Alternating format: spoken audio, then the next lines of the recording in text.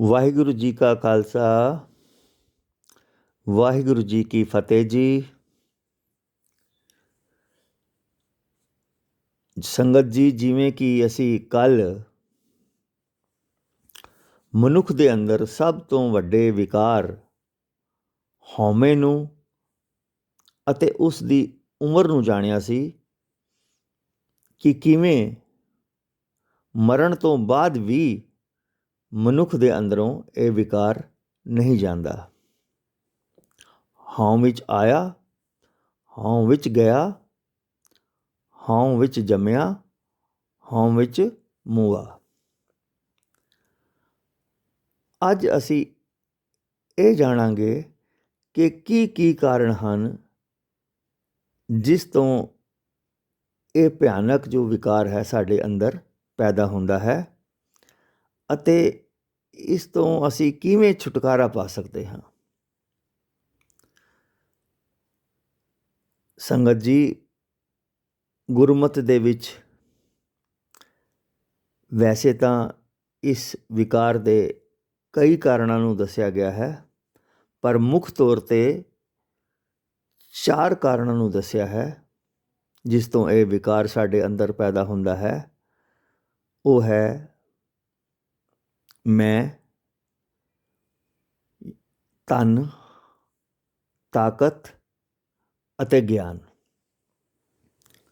ਅਸੀਂ ਇੱਕ ਇੱਕ ਕਰਕੇ ਇਸ ਨੂੰ ਐਕਸਪਲੇਨ ਕਰਾਂਗੇ। ਸਭ ਤੋਂ ਪਹਿਲਾਂ ਮੈਂ, ਯਾਨੀ ਜੋ ਕੁਛ ਹਾਂ ਉਹ ਮੈਂ ਹੀ ਹਾਂ। जब हम होते तब तू नहीं, अब तू है मैं नहीं। ਮੈਂ ਨੂੰ ਸਮਝਣ ਦੇ ਲਈ ਅਸੀਂ ਇੱਕ ਐਗਜ਼ਾਮਪਲ ਲੈਂਦੇ ਹਾਂ ਤਾਂ ਕਿ ਸਾਨੂੰ ਆਸਾਨੀ ਨਾਲ ਸਮਝ ਆ ਜਾਵੇ ਕਿ ਮੈਂ ਦਾ ਜੋ ਹੰਕਾਰ ਹੈ ਸਾਨੂੰ ਕਿੱਥੇ ਤੱਕ ਲੈ ਜਾਂਦਾ ਹੈ।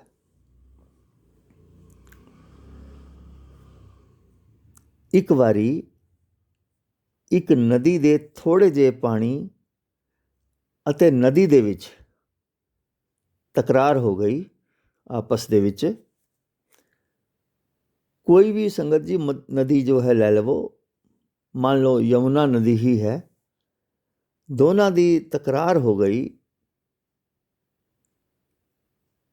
ਇੱਕ ਥੋੜ੍ਹੇ ਜਿਹੇ ਪਾਣੀ ਨੇ ਦੇ ਜੋ ਪਾਣੀ ਦਾ ਥੋੜ੍ਹਾ ਜਿਹਾ ਹਿੱਸਾ ਸੀ ਉਸ ਦੇ ਵਿੱਚ ਔਰ ਨਦੀ ਦੇ ਵਿੱਚ, ਉਹ ਥੋੜ੍ਹਾ ਪਾਣੀ ਕਹਿਣ ਲੱਗਾ ਕਿ ਭਾਈ ਮੈਂ ਹੁਣ ਤੇਰੇ ਤੋਂ ਅਲੱਗ ਹੋਣਾ ਹੈ। ਨਦੀ ਕਹਿਣ ਲੱਗ ਗਈ ਕਿ ਭਾਈ ਤੈਨੂੰ ਕੀ ਹੋ ਗਿਆ ਹੈ, ਅਲੱਗ ਕਿਉਂ ਹੋਣਾ ਹੈ। ਪਾਣੀ ਨੇ ਕਿਹਾ ਵੈਸੇ ਤਾਂ ਮੇਰੇ ਕੋਲ ਇਸ ਦੇ ਕਈ ਕਾਰਨ ਹਨ, ਪਰ ਮੈਂ ਇੱਕ ਕਾਰਨ ਤੈਨੂੰ ਦੱਸਦਾ ਹਾਂ ਕਿ ਮੈਂ ਅਲੱਗ ਕਿਉਂ ਹੋਣਾ ਹੈ। ਮੇਰੇ ਕਰਕੇ ਤੂੰ ਹੈ। ਸੰਗਤ ਜੀ ਦੇਖੋ, ਇੱਥੇ ਮੈਂ ਆ ਗਈ। ਖੈਰ, ਜੇਕਰ ਮੈਂ ਨਾ ਹੋਵਾਂ ਤੇ ਤੇਰਾ ਕੋਈ ਅਸਤਿਤਵ ਨਹੀਂ ਹੈ, ਤੇਰੀ ਕੋਈ ਪਹਿਚਾਣ ਹੀ ਨਹੀਂ ਹੈ। ਇਸ ਥੋੜ੍ਹੇ ਜਿਹੇ ਪਾਣੀ ਨੇ ਕਿਹਾ ਕਿ ਤੇਰਾ ਨਾਮ ਹੈ, ਲੋਕ ਸਾਰੇ ਤੈਨੂੰ ਹੀ ਯਮੁਨਾ ਯਮੁਨਾ ਕਹਿੰਦੇ ਨੇ, ਮੈਨੂੰ ਕੌਣ ਪੁੱਛਦਾ ਹੈ। ਮੈਂ ਕੀ ਹਾਂ, ਮੈਂ ਤਾਂ ਜ਼ੀਰੋ ਹਾਂ।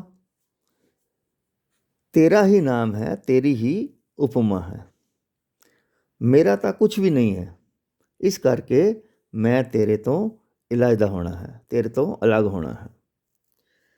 ਨਦੀ ਕਹਿਣ ਲੱਗੀ ਭਾਈ ਇੰਜ ਦੀਆਂ ਗੱਲਾਂ ਦੇ ਵਿੱਚ ਕੁਛ ਨਹੀਂ ਪਿਆ, ਕਿਹੜੇ ਚੱਕਰਾਂ ਦੇ ਵਿੱਚ ਪੈ ਗਿਆ ਹੈ ਕਿ ਤੇਰੇ ਕਰਕੇ ਮੈਂ ਹਾਂ, ਮੇਰੇ ਕਰਕੇ ਤੂੰ ਹੈ।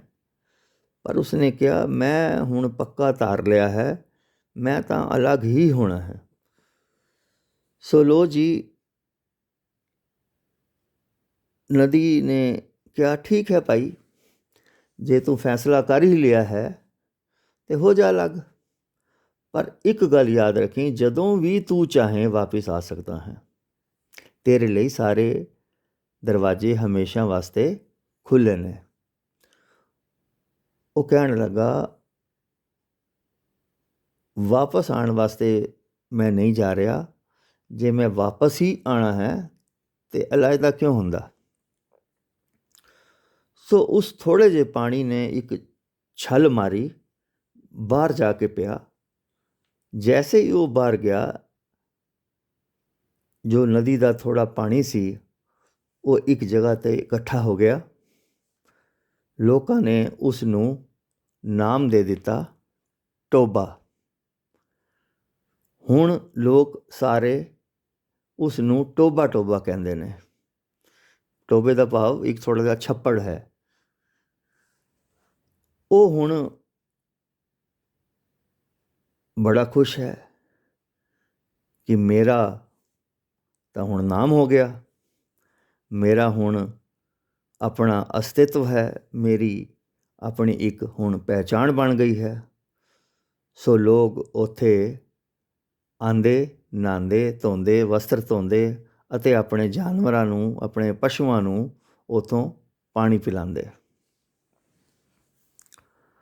ਪਰ ਜੋ ਖੜਾ ਪਾਣੀ ਹੈ ਕਿੰਨਾ ਕੁ ਸਮਾਂ ਰਹਿ ਸਕਦਾ ਹੈ। ਥੋੜ੍ਹੇ ਸਮੇਂ ਦੇ ਬਾਅਦ ਵਿੱਚ ਉਸ ਪਾਣੀ ਦੇ ਵਿੱਚ ਜਰਮਸ ਪੈਦਾ ਹੋ ਗਏ, ਬਦਬੂ ਪੈਣੀ ਸ਼ੁਰੂ ਹੋ ਗਈ।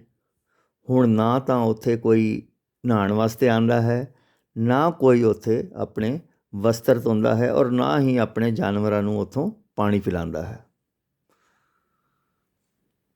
ਪਾਣੀ ਨੂੰ ਹੁਣ ਬੜਾ ਦੁੱਖ ਲੱਗਾ। ਹੁਣ ਉਹ ਰੋਂਦਾ ਹੈ, ਕਲਪਦਾ ਹੈ, ਕੀ ਕਰਾਂ। ਆਖਿਰ ਨਦੀ ਕੋਲ ਜਾਂਦਾ ਹੈ। ਭਾਈ, ਮੇਰੇ ਕੋਲੋਂ ਤਾਂ ਬਹੁਤ ਵੱਡੀ ਭੁੱਲ ਹੋ ਗਈ।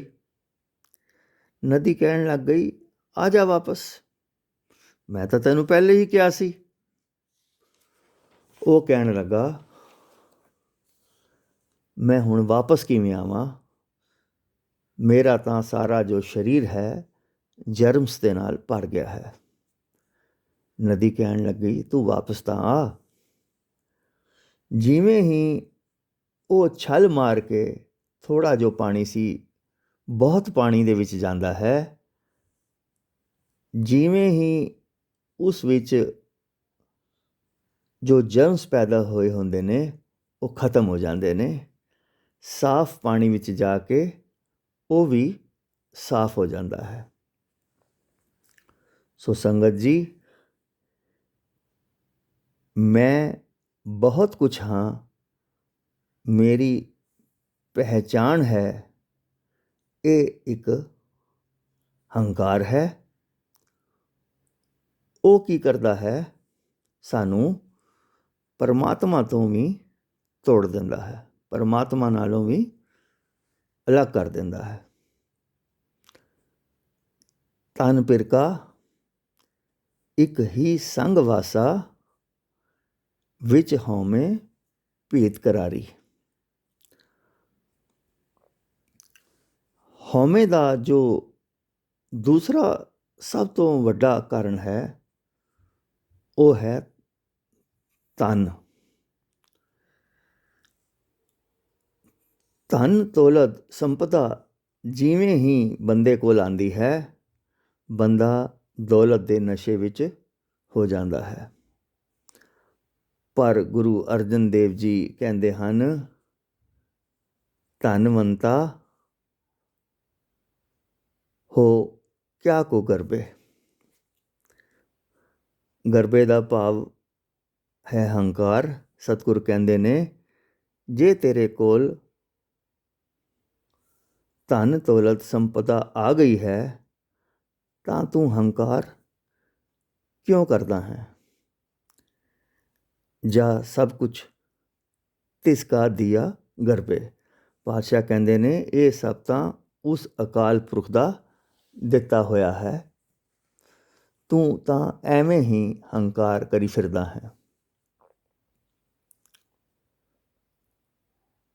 ਗੁਰਮਤਿ ਦੇ ਅਨੁਸਾਰ ਜੋ ਤੀਸਰਾ ਕਾਰਨ ਹਉਮੈ ਦਾ ਹੈ ਉਹ ਹੈ ਤਾਕਤ। ਯਾਨੀ ਸਾਡੇ ਕੋਲ ਕੋਈ ਰਾਜਨੀਤਿਕ, ਸਰੀਰਿਕ, ਮਾਨਸਿਕ ਜਾਂ ਕੋਈ ਦਿਮਾਗੀ ਬਲ ਹੋਵੇ। ਸਤਿਗੁਰੂ ਜੀ ਕਹਿੰਦੇ ਨੇ ਇਸ ਦਾ ਵੀ ਕਿਹੜਾ ਹੰਕਾਰ। ਤੇਰੇ ਕੋਲ ਸਰੀਰਿਕ ਬਲ ਹੈ, ਤਾਕਤ ਹੈ, ਸੱਤਾ ਹੈ, ਕੋਈ ਅਹੁਦਾ ਹੈ। ਪਾਤਸ਼ਾਹ ਕਹਿੰਦੇ ਹਨ ਅਤ ਸੂਰਾ ਜੇ ਕਉ ਕਹਾਵੇ। ਭਾਵ ਜੇ ਕੋਈ ਆਪਣੇ ਆਪ ਨੂੰ ਕੋਈ ਸੂਰਮਾ ਸਮਝਦਾ ਹੈ, ਤਾਕਤ ਵਾਲਾ ਸਮਝਦਾ ਹੈ, ਬਲੀ ਸਮਝਦਾ ਹੈ, ਪ੍ਰਭ ਕੀ ਕਲਾ ਬਣੇ ਕਿਤਾਵੇ। ਭਾਵ ਪ੍ਰਭੂ ਦੀ ਮਿਹਰ ਤੋਂ ਬਿਨਾਂ ਕੁਛ ਨਹੀਂ ਹੈ। ਉਸ ਪਰਮਾਤਮਾ ਦੀ ਕਲਾ ਨਾਲ, ਉਸ ਦੀ ਮਿਹਰ ਦੇ ਨਾਲ ਸਾਡੇ ਕੋਲ ਇਹ ਜੋ ਹੈ ਸਭ ਕੁਝ ਅੱਜ ਹੈ। ਉਸ ਦੀ ਮਿਹਰ ਤੋਂ ਬਿਨਾਂ ਅਸੀਂ ਜ਼ੀਰੋ ਹਾਂ। ਚੌਥਾ ਜੋ ਕਾਰਨ ਹੰਕਾਰ ਦਾ ਦੱਸਿਆ ਹੈ ਉਹ ਹੈ ਗਿਆਨ ਦਾ ਹੰਕਾਰ। ਸੰਗਤ ਜੀ, ਇਸ ਨੂੰ ਸਭ ਤੋਂ ਭਿਆਨਕ ਹੰਕਾਰ ਦਾ ਕਾਰਨ ਦੱਸਿਆ ਗਿਆ ਹੈ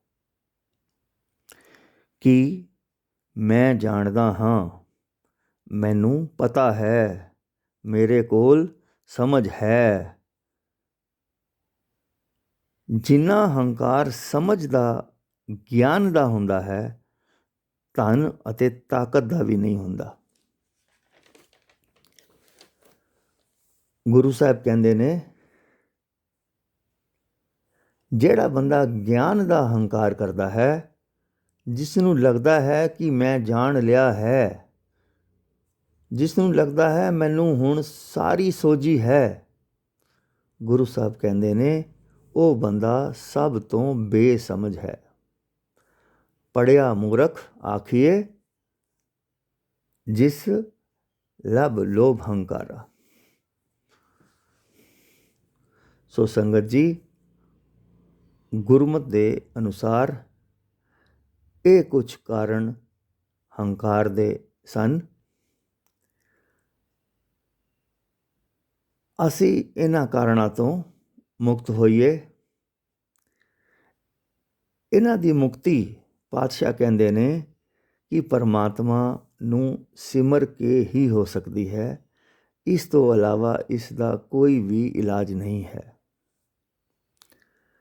ਅਸੀਂ ਪਰਮਾਤਮਾ ਦੇ ਨਾਮ ਨੂੰ ਸਵਾਸ ਸਵਾਸ ਸਿਮਰੀਏ ਅਤੇ ਉਸ ਪਰਿਪੂਰਨ ਪਰਮਾਤਮਾ ਦੇ ਉਪਦੇਸ਼ਾਂ ਨੂੰ ਸੁਣੀਏ।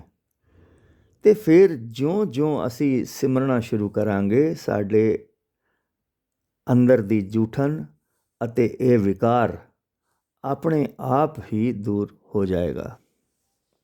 ਸਾਸ ਸਾਸ ਸਿਮਰੋ ਗੋਬਿੰਦ, ਮਨ ਅੰਤਰ ਕੀ ਉਤਰੇ ਚਿੰਦ। ਸੰਗਤ ਜੀ,